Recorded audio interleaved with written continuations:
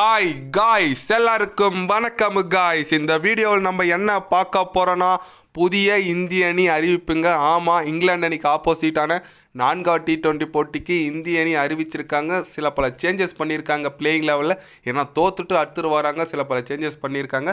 அது யார் யார் விளையாட போகிறாங்க, ஒரு முக்கிய வீரர் போயிருக்காரு, அது யார் என்னன்னு சொல்லிட்டு வீடியோவில் டீட்டெயில்டாக பார்க்கலாம். அதுக்கு முன்னே நீங்கள் நம்ம சேனலுக்கு புதுசாக வந்திருந்தீங்கன்னா ஒரே ஒரு சப்ஸ்கிரைப் மட்டும் பண்ணிவிட்டு வாங்க, வீடியோக்குள்ளே போகலாம். ஆமாங்க, இந்தியா வர்சஸ் இங்கிலாந்து பார்த்தீங்கன்னா 5 T20 போட்டி கொண்ட தொடர் இந்திய அணி விளையாடிட்டு வந்துட்டுருக்காங்க.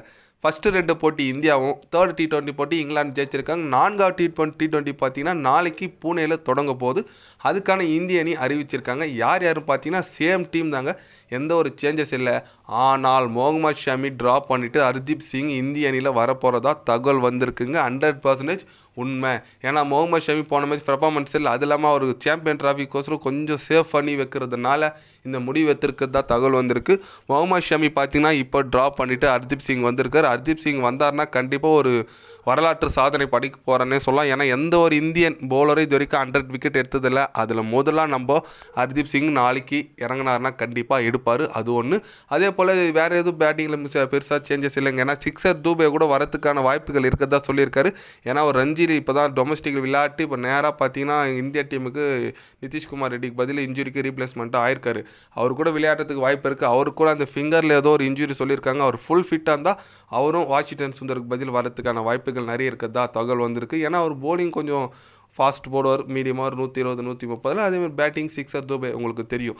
அதனால் கண்டிப்பாக இந்திய அணி ஒரு நல்ல ஒரு டீம் எடுத்துகிட்டு போனாங்க. 4வது T20 போட்டி ரொம்ப ரொம்ப முக்கியமான போட்டி. அடுத்த போட்டி ஜெஸ்ட்டாக போகுதுங்க, சீரீஸ் வின். அடுத்து 5th T20 போட்டி நம்ம எந்த ஒரு தலைவலி இல்லாமல் விளையாடலாம். அதுதான் இருக்கிறதுனால கண்டிப்பாக இந்திய அணி ஒரு நல்ல கம்பேக் கொடுத்தே ஆகணும். இந்தியானா யாருன்னு காட்டி ஆகணுங்க. ஏன்னா இங்கிலாந்து ஒரு போட்டி ஜெயிச்சதுங்களா, ஜோஸ் பட்டர் ஒரு பக்கம், அப்புறம் பார்த்திங்கன்னா நம்ம ஜோஃப்ரா ஆர்ச்சர் ஒரு பக்கம் சவால் விடுறது, நாங்கள் கண்டிப்பாக சீரியஸை ஜெயிப்போம் அப்படி இப்படின்னு சொல்லிட்டு பேசிகிட்டு இருக்காங்க. ஓகே, பேசுறதெல்லாம் ஓகே தான். நம்ம ஜஸ்ட்டாக நம்ம யாரும் பேச மாட்டாங்க. அதுக்கு கண்டிப்பாக அடுத்த போட்டி வெற்றி பெற்றே ஆகணும். பிளேயிங் லெவல் இதுதாங்க. நீங்கள் சொல்லுங்கள், எதனா சேஞ்சஸ் பண்ணலாமா பிளேயிங் லெவலில்? உங்களோட சஜெஷன் மறக்காமல் கம்மலாக சொல்லுங்கள். ஆனால் என்ன கேட்டால் இதுதாங்க, வேறு எதுவும் மாற்ற முடியுது. ஆனால் சஞ்சு சாம்சன், சில பேர் சஞ்சு சாம்சன் ட்ராப் பண்ணலான்னு சொல்லிட்டு கமெண்டில் கூட நிறைய திட்டிகிட்டு இருந்தீங்க. ஓகே விடுங்க, சஞ்சு சாம்சன் நல்ல பேட்ஸ்மேனுங்க. 3 போட்டி ஆடல, அடுத்த போட்டி விளையாடுவான்னு சொல்லிட்டு கண்டிப்பாக நம்பலாம். அதே போல் ஒன்டவுன் திலக் வர்மா, சூரியகுமார் யாதவ், ஹார்திக் பாண்டியா, ரிங்கு சிங் இல்லைங்க. ரிங்கு சிங் இருந்தால் போன மேட்ச் ஜெயிச்சிருக்கலாம். கண்டிப்பாக அது ரெடியாக விளையாடி இருப்பார். அவர் இல்லாத ஒரு ட்ராபேக் தான். ஓகே, முடிஞ்சு போச்சு. கண்டிப்பாக அடுத்த போட்டியில் இந்திய அணி கம்பேக் கொடுத்தே ஆகணும். நீங்கள் சொல்லுங்கள், இந்திய அணி 4th T20 போட்டி வெற்றி பெறுமா பெறாதா? அவங்களோட கருத்து என்ன சொல்லிட்டு மறக்காமல் கமெண்டில் சொல்லுங்கள். இது போன்ற ஸ்போர்ட்ஸ் நியூஸை தெரிஞ்சுக்கணுன்னா சேனலை சப்ஸ்கிரைப் லைக் ஒன்று பண்ணிக்கோங்க.